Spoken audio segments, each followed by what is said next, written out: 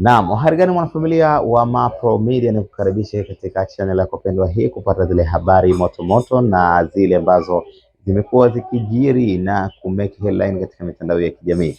Kwa wewe ambaye bado hujaungana nasi, kisha unabonyeza neno subscribe chini ya video hii, kisha bonyeza alama ya kengele ili usipitwe na taarifa muhimu nyingi ambazo zinatokea hapa ndani ya channel yako pendwa ya Mapro Media.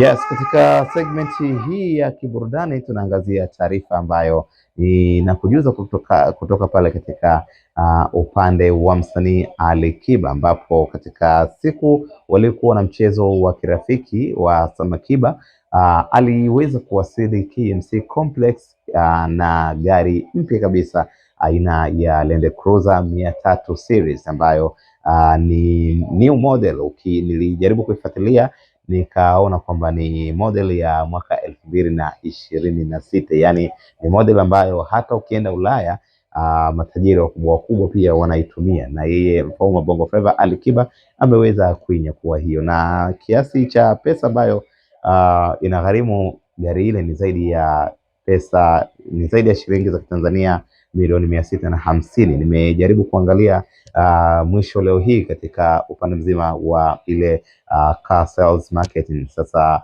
utaona wewe mwenyewe milioni 650 ni fedha ambayo inauzwa ikiwa Ulaya, ikiwa sehemu ambazo ndio inatengenezwa gari hiyo. Sasa ukichukua kiasi cha pesa ya kusafirisha kutoka huko hadi kufikia nchini, lakini pia kodi ambayo inakatwa na TRA, utagundua kwamba imemgharimu zaidi ya milioni 900 kufika hapa, na ni gari ambayo si ya kwanza kwa gari ambazo za pesa nyingi kumilikiwa na mfalme wa Bongo Flava Ali Kiba. Sasa story yenyewe iko hivi.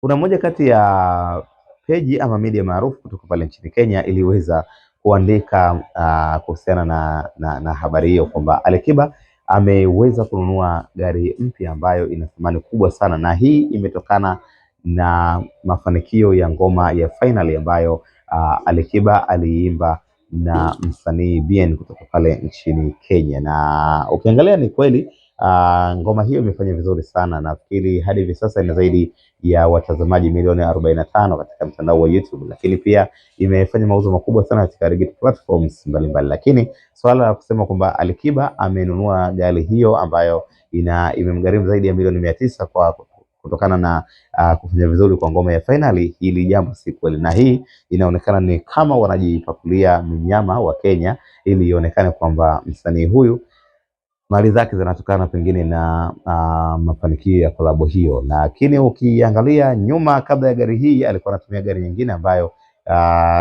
thamani yake ni zaidi ya milioni 600 mpaka inafika hapa. Sasa hiyo nayo waseme ilitokana na nini, au ilitokana na mafanikio ya ngoma ya Unconditional Buy ambayo aliimba na Sauti Sol. Ni kitu ambacho ni cha uvumi. Ngoma kweli imekuwa na mafanikio makubwa, imewapa mtoni mkubwa, lakini bado mafanikio yake ni biashara zake alizokuwa nazo zimemsababisha pia aweze kununua gari hilo lenye thamani kubwa sana zaidi ya milioni 900. Si thamani ndogo, ukipiga hesabu ni pesa nyingi kwelikweli. Lakini pia utagundua kwamba Ali Kiba ni mtu ambaye hapendi kabisa kujionesha, na ukifuatilia anamiliki gari nyingi sana. Ana gari ambazo zingine ni za kawaida, zingine ni za thamani kubwa, lakini hapendi kuzionyesha na wala hapendi kuendeshwa. So mafanikio ya Ali Kiba ni makubwa sana. Nafikiri siku yake nitakuja kuelezea hapa hadi hivi sasa ana utajiri wa kiasi gani, ili pengine tupate kufahamu kwa undani nini anakimiliki Ali Kiba, ni nini ambacho ni level gani amefikia hadi hivi sasa.